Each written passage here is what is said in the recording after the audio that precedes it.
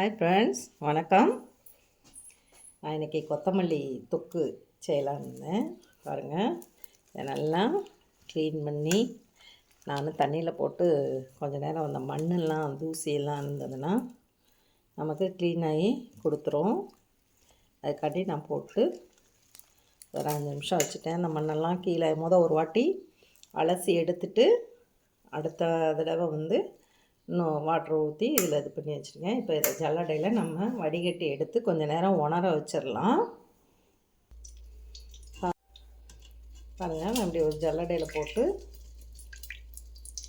தண்ணியை வடிய வைக்கிறேன். ஒரு 10 நிமிஷம் வடிஞ்ச பின்னாடி இந்த லேசாக துணியில் நம்ம உணர போட்டுடலாம். அந்த தண்ணி இல்லாமல் நம்ம லைட்டாக அதை தொடச்சிட்டு அதுக்கப்புறம் இதை இது பண்ணலாம். இது க்ளீன் பண்ணி எடுத்தது 1/2 கிலோ. இப்போ 1/2 கிலோவுக்கு நம்ம தொக்கு செய்யலாம். எப்படி செய்யலான்றதை நம்ம பார்க்கலாம். இது வடியட்டும். கடுகு 5 gram, mustard seed 5 gram, salt நீங்கள் கல்லுப்பு இருந்தால் அதை எடுத்துக்கோங்க 45 கிராம், பெருங்காயம் 5 கிராம், வெந்தயம் 5 கிராம், ஜாக்ரி 50 கிராம், சன்னா தால் கடலைப்பருப்பு நம்ம வடைக்கெல்லாம் போடுவோம்ல, அந்த கடலைப்பருப்பு 50 கிராம், டர்மரின் 50 கிராம், புளி 50 கிராம். இது ரெட் சில்லி 15 நம்பர்ஸு டு 20 நம்பர்ஸ்க்கு உங்களுக்கு காரத்தை அந்த மாதிரிக்கு எடுத்துக்கலாம். அடுத்து நான் இதயம் எடுத்திருக்கேன். நல்லெண்ணெய் 300 ml வேணுதுக்கு. இது சோடியம் பென்சோயில். இது 0.500 மில்லிகிராம் 1/2 கிலோவுக்கு நம்ம எடுத்துக்கலாம். ப்ரிசர்வேட்டிவ் நம்ம வீட்டுக்கு கம்மியாக நம்ம செஞ்சோன்னா நம்ம அம்மா அக்கா எல்லாத்துக்கும் கொடுப்போம். அப்படி ஈரம் இல்லாமல் பார்த்து யூஸ் பண்ணிக்கோங்க. ஆயில் நல்லா சூடு பண்ணிவிட்டு ஆற வச்சு அது மேலே நம்ம பேக் பண்ணும்போது நீங்கள் ஊற்றிக்கிட்டிங்கன்னா அது ரொம்ப நாளைக்கு இருக்கும். பிக்கிள்ஸ் எல்லாத்துக்குமே நம்ம அடுத்து இதை எப்படி செய்யலான்றதை நம்ம பார்க்கலாம். ஒரு துணியில் போட்டு விரித்து வச்சுட்டு ஃபேனை போட்டு விட்டிங்கன்னா கொஞ்சம் உணர்ந்துடும். அப்பப்போக்கி நீங்கள் திருப்பி போட்டுக்கலாம்.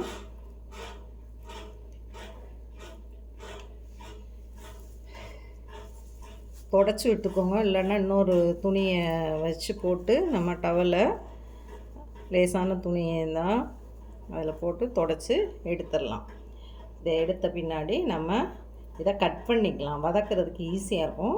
இதை சின்ன சின்னதாக கட் பண்ணிவிட்டு அதுக்கப்புறம் நம்ம இதை வதக்கலாம். இதாகட்டும். கடலைப்பருப்பை வறுத்துக்கலாம். குறைஞ்ச தீயில் வச்சு வருங்க.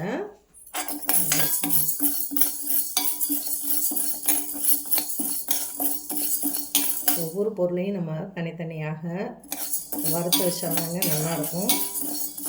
குறைஞ்ச தீயில் வைங்க. சூடு மெல்லமாக அதில் ஏறினாதான் உள்ள அந்த தண்ணி பசை இருக்கும் பார்த்தீங்களா, ஈரப்பதம் இருக்கும் பார்த்தீங்களா, அது போகும். கருக விடாமல் நல்லா வறுத்துக்கோங்க.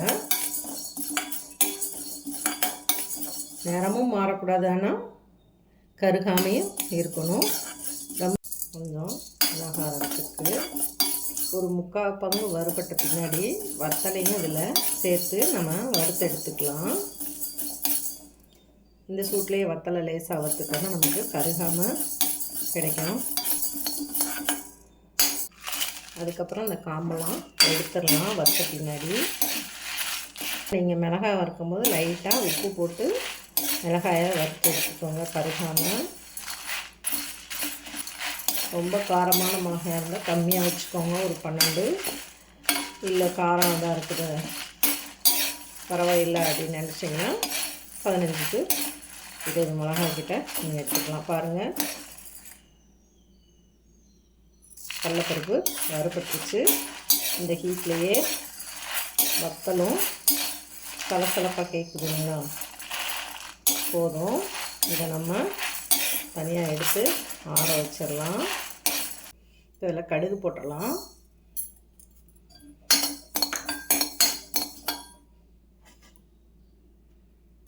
பொரிஞ்சோடனே எடுத்துருங்க. பொரியிற சத்தம் கேட்குதா? கடுகும் கலர் மாறும், எடுத்துருங்க. நான் எடுத்துக்கிறேன். இதில் வெந்தயத்தையும் போட்டாச்சு. இதையும் வறுத்து எடுத்துக்கலாம். இது எடுத்தோடனே லைட்டாக உப்பை கூட லேசாக அந்த ஹீட்டில் ஒரு கிண்டி எடுத்துக்கோங்க. உப்பில் உள்ள ஈரப்பதம் கூட இதாகும். ஹீட்லேயே இதாகுது. ரொம்ப கருக விட்டுறாதீங்க. வெந்தயம் கூட இப்படி பொரியும் பாருங்கள், டப்பு டப்புன்னு வெடிக்கும். அப்போ எடுத்துடலாம்.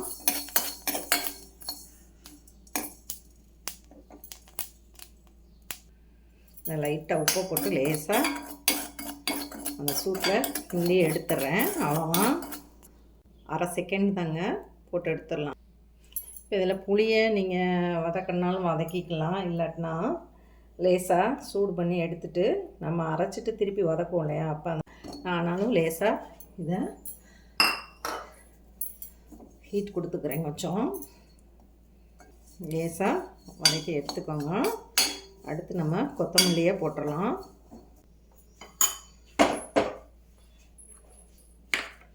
எல்லாத்தையும் ஆற வச்சுக்கோங்க. இப்போ நான் இதை கொஞ்சம் பொடியாக கட் பண்ணிக்கிட்டேன். இதை அப்படியே போட்டு வதக்கி எடுத்துக்கலாம். வதக்கிறதுக்கு ஈஸியாக இருக்குன்னு நான் கட் பண்ணி போட்டிருக்கேங்க. இல்லை நீங்கள் கையாலே பிச்சு போட்டுக்கலாம் அப்படின்னாலும் கையால் பிச்சு போட்டுக்கோங்க. கொஞ்சமாக இருக்கிறதுனால இதை சும்மா இப்படி வதக்கி எடுத்துக்கலாம். இதை ரெண்டாவது முறையாக போட்டிருக்கேன். ஃபஸ்ட் வாட்டி வதக்கி கொஞ்சத்தை எடுத்துட்டேன்.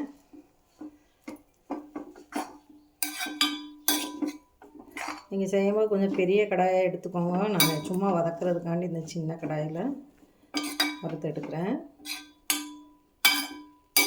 போட்டு நம்ம நல்லா ஃபேன் கடையில் ஆற வச்சுட்டு அரைக்கலாம். இப்போ பாருங்கள், இதை பிச்சு எடுத்துருங்க. இப்படி க்ளீன் பண்ணிவிட்டு இதை போட்டுக்கோங்க. கடலைப்பருப்பாக அரைச்சிக்கலாம். இது ரெண்டையும் பொடி பண்ணிடலாம். கடுகு வெந்தயத்தை தனியாக பொடி பண்ணிக்கலாம். இப்போ பார்த்திங்கன்னா இதை கொஞ்சம் அரைகுறையாக தாங்க அடிச்சிருக்கேன். நம்ம கொத்தமல்லி இது பண்ணும்போது சேர்த்து போட்டு இதை ஒரு சுற்றி எடுத்துடலாம். புளியையும் கொரியாண்டர் லீஃபையும் வதக்கி வச்சோம் இல்லையா, ரெண்டையும் அரைக்கணும். அரைச்சி எடுத்துட்டு இந்த இதையும் போட்டு ஒரு சுற்றி எடுத்துடலாம். இப்போ இந்த கடுகு வெந்தயத்தையும் வறுத்து வச்சதை அரைச்சாச்சு. அடுத்து கொத்தமல்லி ஆறுன பின்னாடி அதையும் புளியை சேர்த்து அரைச்சி இந்த கடலைப்பருப்பு வத்தலை அதில் சேர்த்து போட்டு அரைச்சிடலாம். இப்போ பார்த்திங்கன்னா நான் கொஞ்சோண்டு புளியும் இதையும் சேர்த்து அரைக்கிறேன். பாருங்கள், தண்ணியே விடாமல் இப்படி கெட்டியாக அரைச்சிக்கோங்க. நான் இதோட சேர்த்து கடலைப்பருப்பையும் மிளகாய் வத்தலையும் ஒரு சுற்றி எடுத்துக்கிறேன். தண்ணி சூடாகட்டும். நான் அதுக்கு முன்னாடி சொல்லியிருந்தேன், இந்த கப்பு 200 ml கப்பு, இது 100 ml. அப்போ இதில் 300 ml 2 கப்பையும் சேர்த்தா 300 ml நம்ம நல்லெண்ணெய் ஊற்றுறோம். இந்த இதுக்கு இதை அளவை வச்சுக்கோங்க. இதை பாருங்கள், நான் மிக்சியில் அரைச்சி எடுத்து இப்படி வச்சுருக்கேன். இப்போ இதை செய்யலாம். தண்ணி சூடாகிடுச்சு. இதை கீழே ஊற்றிடுவோம். நீங்கள் எப்பொழுதுமே ஏதாவது செஞ்சீங்கன்னா ஃபஸ்ட்டு தண்ணியில் நல்லா சூடு பண்ணி அலசி ஊற்றிட்டு க்ளீன் பண்ணிவிட்டு அப்புறம் இது பண்ணுங்கள். உங்களுக்கு கெட்டு போகாமல் இருக்கணும் அப்படின்னு நினச்சிங்கன்னா ஃபாலோ பண்ணுங்கள்.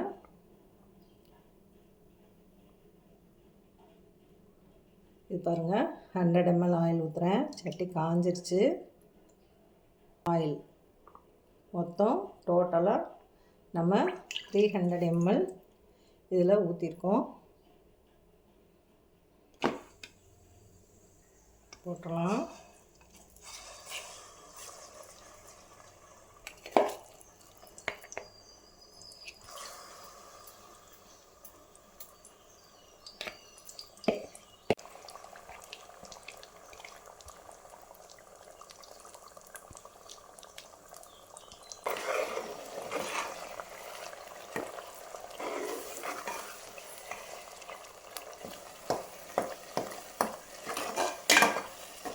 வேகட்டும் கொஞ்சம் நேரம். இது எல்லாம் அந்த பச்சை வாடை நம்ம லைட்டாக தான், அதில் ரொம்ப இதெல்லாம் வதக்கலை. இந்த ஆயிலில் வதக்கிறது தான் நல்லா வதக்கணும். குறைஞ்ச தீயில் வச்சு வதக்குங்க. அந்த பச்சை வாடையெல்லாம் போய் எண்ணெய் பிரியும். இது பாதி வெந்த பின்னாடி நம்ம எண்ணெய் பிரிஞ்சு வரும்போது கடுகு, வெந்தயம், உப்பு, பெருங்காயம் இதெல்லாம் போட்டுடலாம். பாருங்கள், எண்ணெய் பிரியுது. நல்லா பிரியணுங்க. அப்போ தான் நமக்கு கெட்டு போகாமல் நல்லாயிருக்கும். நான் இதை எதுக்கு உங்களுக்கு சொல்கிறேன்னா, நீங்கள் ட்ராவல் பண்ணுறீங்க, நமக்கு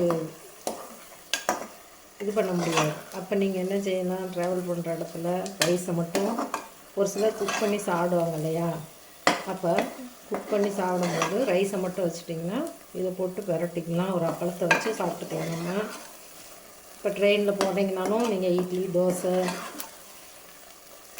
இதுக்கு எல்லாத்துக்குமே, ரைஸுக்கு எல்லாத்துக்குமே இதை நீங்கள் எடுத்துக்கலாம்.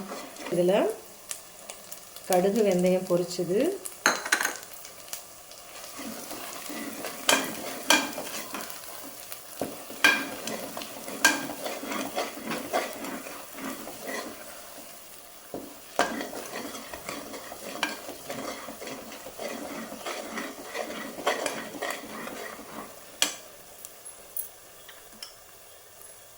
உப்பு போட்டுருங்க.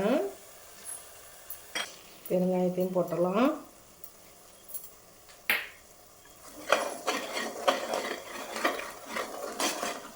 ஆயில் இது திருப்பி மறுபடி பிரிஞ்சு வெளியே வரணும். அதுக்கு முன்னாடி இந்த வெள்ளத்தை நம்ம ஜாக்கிரதையாக தட்டிடலாம். இப்போ நான் இதில் வெள்ளத்தையும் சேர்த்துட்டேன். ஆயில் பிரியிருப்பாங்க. இன்னும் கொஞ்சம் நேரம் இதையும் கிளறி விட்டு நம்ம இறக்கிடலாம். கிளறி விட்டுலாம். நீங்கள் அப்படி இது பண்ணணும் அப்படின்னு நினச்சிங்கன்னா, நல்லா எண்ணெயை சூடு பண்ணிவிட்டு ஆறவும், நீங்கள் பாட்டிலையோ டப்பாலையோ போட்டு வைக்கிறீங்கன்னா இந்த இதை ஃபில் பண்ணிவிட்டு அது மேலே ஆற வச்ச எண்ணெய் இருக்குது பார்த்திங்களா, அதை ஊற்றி வச்சுக்கோங்க. இல்லாட்டினா நான் ப்ரிசர்வேட்டிவ் சொன்னேன், அது வாங்கிக்கோங்க. கடைகளில் கிடைக்கும். பெரிய பெரிய இதெல்லாம் ஸ்டோர் மார்ட்டில் கிடைக்கும். பார்த்து வாங்கிக்கோங்க. இது ஈரம் படாமல் பார்த்துக்கோங்க. ஸ்பூன்லேயோ எதுலேயோ ஈரம் இல்லாமல் இருக்கணும் உங்களுக்கு. அப்படி இருந்ததுன்னா உங்களுக்கு எவ்வளோக்கு எவ்வளோ சுருளை வதக்கி வைக்கிறீங்களோ அவ்வளோக்கு அவ்வளோ அது கெட்டே போகாது. உங்களுக்கு ப்ரிசர்வேட்டிவ் போடுறதா இருந்தால் இதில் கொஞ்சம் எடுத்து ஆற வச்சுட்டு அதில் ப்ரிசர்வேட்டிவ் போட்டு சோடியம் பென்சைடை போட்டு கொஞ்சம் கலக்கிடணும். நல்லா மிக்ஸ் பண்ணிடணும். அது கரையணும். கரைஞ்ச பின்னாடி அப்புறம் இதை ஆறணும். இது ஆறின பின்னாடி நீங்கள் அதை போட்டு சேர்த்து யூஸ் பண்ணிக்கலாம். நீங்கள் ப்ரிசர்வேட்டிவ் போட்டிங்கன்னா ஒரு 2-3 டேஸுக்கு நீங்கள் யூஸ் பண்ணாதீங்க. அப்படியே வச்சுருங்க. சாப்பிட வேண்டாம். அதுக்கப்புறம் எடுத்து நீங்கள் யூஸ் பண்ணிக்கலாம். ஈரம் மட்டும் படாமல் பார்த்துக்கோங்க. பாருங்கள், ஆயில் கிண்ட கிண்ட கலரும் மாறுது. ஃப்ரெஷ்ஷாக செஞ்சு சாப்பிட்றது ஒன்றுங்க. நம்ம வேலைக்கு போகிறவங்க அவங்க எல்லாத்துக்கும் நமக்கு கஷ்டம் அப்படின்னு நினச்சிங்கன்னா, இது ஒரு மாதத்துக்கு செஞ்சு வச்சுன்னா நமக்கு யூஸ்ஃபுல்லாக இருக்கும்னு நினச்சிங்கன்னா செஞ்சுக்கோங்க. இல்லைன்னா இதே மெத்தடை ஃப்ரெஷ்ஷாக நீங்கள் அப்பப்போக்கு செஞ்சு சாப்பிட்டுக்கலாம். எல்லாம் எல்லாமே கரைஞ்சிருச்சான்னு செக் பண்ணிக்கோங்க. இல்லைன்னா அந்த சூப்லேயே கூடாது நமக்கு கரைஞ்சிரும். ஆயில் பிரிஞ்சிருச்சுங்க. நம்ம ஆஃப் பண்ணிடலாம் ஸ்டவ்வை. அந்த ஹீட்லேயே அது இருக்கட்டும். ஆறின பின்னாடி நம்ம பார்க்கலாம்.